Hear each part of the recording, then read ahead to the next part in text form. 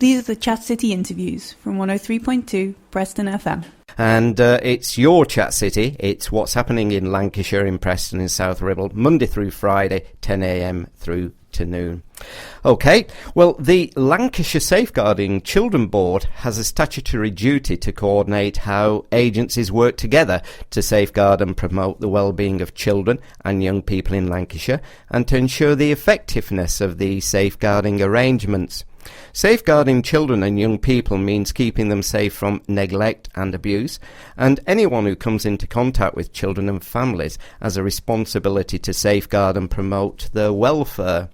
Professionals have a duty to do so, and safeguarding and promoting can mean anything from protecting children from maltreatment, preventing impairment of children's health or development, ensuring children and young people are growing in circumstances consistent with the provision of safe and effective care, and taking action when needed to enable all children to have the best chances in life. The Lancashire Safeguarding Children Board has appointed a new chairwoman, June Booth, who brings 40 years of experience in social work to the role, has picked up the reins from Nigel Burke, who chaired the board for the past 5 years. Jane also chairs Rochdale Safeguarding Children Board, where she oversaw the high-profile serious case review into the grooming and sexual exploitation of young people in the borough. And it's more than a pleasure to welcome Jane into the studio this morning. Jane, very good morning to you. Thank you. Good morning. Lovely to meet you. Thanks. Maybe we could start by, people have often heard about safeguarding boards. Sadly, every day, including today, there will be professionals all over this country successfully working with the most difficult families and children. And sadly, a lot of the time, that work never gets recognised, certainly from us media people. But when it goes wrong, boy, do we let the public know about it. Yes. Can you tell us then, what is the Lancashire Safeguarding Board? It's a requirement of the government that in every local authority area there is what's referred to as a safeguarding board. Safeguarding sort of became the term that was used in relatively recent years. We used to talk about child protection, and I think people understood that better. And you gave a good introduction as to what the law says we need to do as a board. I see it in slightly simpler terms, because as a board we're there to make sure that children are protected from ill treatment. We talk about in law significant harm, but actually we're talking about making sure children are protected from ill treatment, that they're able to thrive, that they've got the right things they need to enable them to thrive, that they're cared for safely and effectively, so that they can get the best out of life, that they can grow up safe and well. And that's what's right, that's what's happening for most children. Right. It's very easy to think from what's discussed in the media about safeguarding, that everybody's children are at risk. It's not true. The vast majority of children here in Lancashire and elsewhere are being very well cared for by parents. Parenting is stressful, but most of us manage it really well. The board's role is to, I suppose, learn from experience that where things don't go well for children, they need additional support. And where things go wrong, that's sometimes because agencies don't work together well enough, that they don't understand each other's roles well enough, they don't communicate well enough. So one of the board's jobs, as you said, is to make sure that there's some coordination there. We set out procedures for all the agencies that say, this is the sensible way to work when there are concerns about a child, and we expect people to follow those. We provide training for staff. Child protection, as you refer to, is not an easy job, and it's delivered through a whole range of people who the public might be surprised about. It's not just social workers. Your GP, your health visitor, police officers, people working in the voluntary sector, all these people, schools particularly, play an important part in protecting children. So we provide training. Children are entitled to be supported by staff who are well trained, so the Safeguarding Board provides training. And if things don't go well for children, we do the reviews you've referred to try and work out if there were ways that things could have been done better. Interestingly, we also review actually not just deaths and serious incidents in relation to child protection, but all child deaths, so that we as a county can benefit from learning from that. So, for example, we know about things like road accidents. which people might not think of in terms of safeguarding. Sure not. And we challenge the agencies if what's going on in Lancashire doesn't look as good as we would like it to be. The board is made up of senior officers from all the relevant agencies and the voluntary sector and schools. It has to have an independent chair in law. So I'm appointed actually by a group of people who represent all the agencies. You talked about children, young people interviewed me before I was appointed. And the Chief Exec is accountable to the Secretary of State for making sure proper arrangements are in place, so it doesn't sit with any single agency. She does that as part of her partnership role in Lancashire. So that's what the board's role is. One of our key tasks, if you like, is to challenge. I've yet to meet someone who comes into this kind of work who doesn't want to do a good job. It's hard work, it can be stressful work, and people who do it are incredibly committed to the work. But sometimes we just need to challenge if things don't seem... So the board does that in a number of ways. We do it through some things that might look a bit boring, like data and audit, but it gives us a picture. And one of the challenges for the board itself is to understand what it's like to be a child in Lancashire, and to understand particularly what it's like to be a vulnerable child, and to measure the extent to which services are set up to support children and their families when they are more vulnerable than the norm and where things could go wrong. And I'm sure there are so many points that you've raised there that the members of the public wouldn't be aware about, because often it is only when something goes wrong and it's a serious case review that members of the public hear about the Safeguarding Board. So there are so many other multidisciplinary roles there that you're involved with. So I take it that there are regular meetings of all the various agencies when you come together to discuss all the things that you've just mentioned. Yes, the board meets regularly. It has an executive committee that sort of deals with the businessy stuff, but the board brings all the agencies together regularly to look at issues of policy and practice, to reflect on things like the audits that we've done, to talk about any tensions there might be, about changes in pressures. Our previous chair, Nigel, was very good at challenging the agencies, for example, around how they're managing their budgets to make sure it doesn't impact on children who need protecting. Right. So we bring people together and we ask them actually to leave their... It sounds perhaps an impossible task, but we ask them when they come through the door to the Safeguarding Board to see themselves as part of that board, not as the Divisional Commander of Police or the Director of Children's Services, but as a group of people who together are responsible for making sure that children in Lancashire are as safe as they can be. We're not naive about it. We can't, we know that there will be times when children don't get the kind of care that we would like all our children to have. There will always be cases where we need to look and say, could we have done more? But there is a real commitment here in Lancashire from at a very senior level to coming together and trying to set aside personal issues within their departments and to be a team. And that sometimes I think has been a bit of a theme over the years, maybe the kind of personal issues within various departments, because what has often come out of serious case reviews in particular over the years, I mean, when we look at Baby P, Victoria Climby, etc., is statements that then follow is that people have not worked together, or agencies have not communicated together. And I do pick up that there still is some of that going on. And in some respects you can understand that. Maybe it shouldn't. Maybe we should be able to demolish the walls between all the agencies and just have one super agency where they do share that information. Are we getting better at working together in a multi-agency way? I think there are some good examples developing. I mean, here in Lancashire, recently, the people in children's social care, for example, and the police who deal with concerns that come in at an early stage, have come together as a single team, a multi-agency team who together look at all the work. They've got health components in there, they've got people who are involved with early help in the team, so that when there's a concern coming in, they can actually immediately access all the relevant information and together make a decision about what they make of it and what they might need to do. It happens, they're sitting beside each other. Yes. Previously, they might have had to make a phone call, the person Across wasn't the in, county. I'll ring you later. Things are changing very significantly in that respect. The other example here in Lancashire, and I have to say, as somebody who's new to the role, it's a joy to see that Lancashire's seen as a centre of excellence in responding to child sexual exploitation. Thankfully, it will be a small number of children who are directly affected by sexual exploitation. But here it's managed well on an interagency basis. There's a collaborative approach with our neighbouring authorities, Blackburn with Darwin and Blackpool. So we come together there with one set of procedures, one set of staff working together to one set of priorities. So that is very different from what it might have been 5 or 10 years ago. And I think I'm right in saying that safeguarding boards came in sadly after Victoria Climbié. Over recent years, how do you think safeguarding boards, what has been the impact of safeguarding boards, and what is the evidence base to say that they are making a difference? Well, at the same time as the boards were established, arrangements were set up and formalised differently for the way in which agencies actually work together with individual children and families.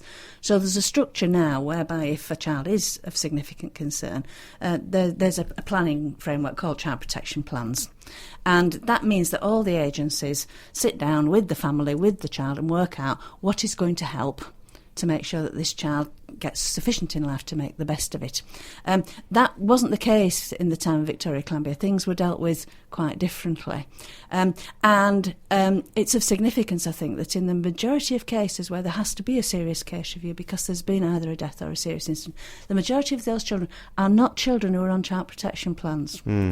Now, I take that as a sign that actually child protection plans are probably doing quite a good job.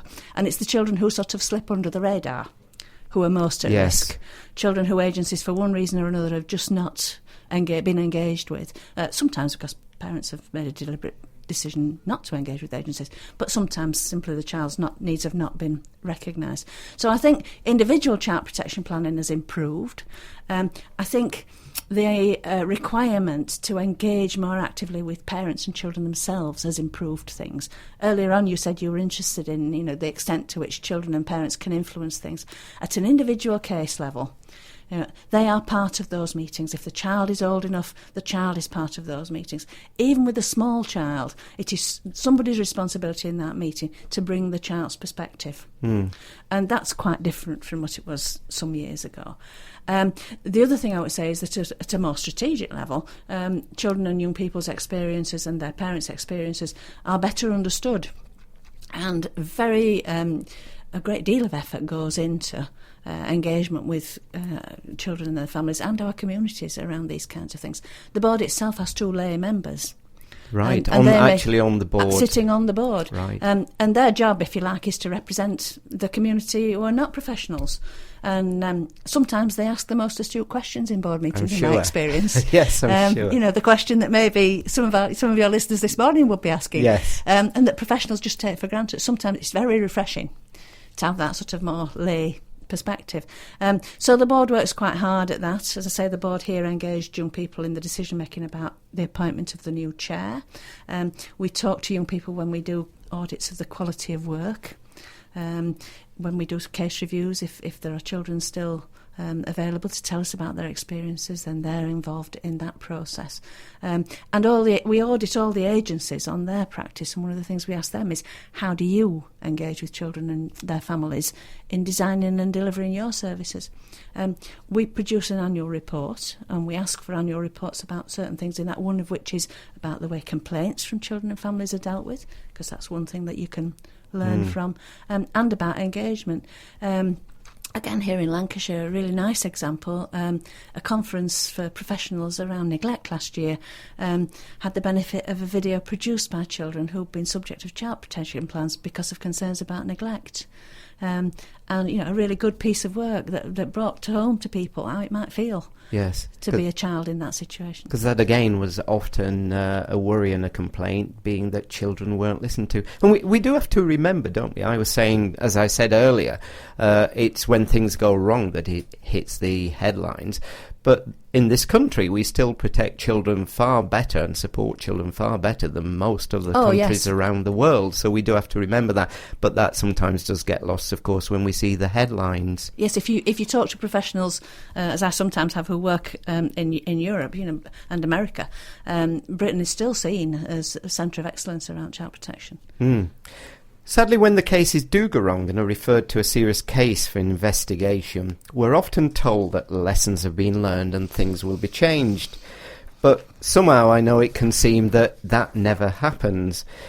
And plus, it sometimes can seem to members of the public that none of the professionals, apart from professionals involved with Victoria Climby and baby Peter, ever seem to be made responsible for their actions in what went wrong in the case, and mainly hold on to their posts.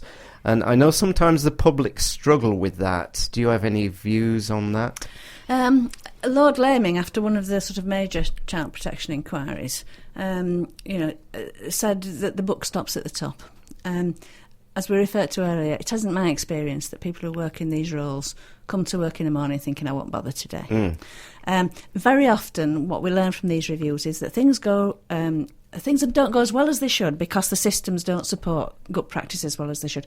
So the examples I gave earlier about bringing staff teams together in an environment where they can actually where they can challenge each other as well, that makes a difference. Those two professionals are the same professionals that were previously sat 50 miles apart, but their practice is improved because the system changes. And so the board particularly is interested in challenging agencies around systems. What does your agency do to make sure that there's nothing stopping people communicating well? The common procedures attempt to set a sort of common language, because that's another of the barriers. People talk in jargon. Yeah. And don't always understand each other, and things can change like Chinese whispers, over a series of phone calls or conversations. So, we're trying to be very challenging with agencies about what are you doing to make sure that the environment in which people work enables good practice. What are you doing to make sure the staff attend the right training? What are you doing about supervision? Because some of this work is very challenging to the professionals too.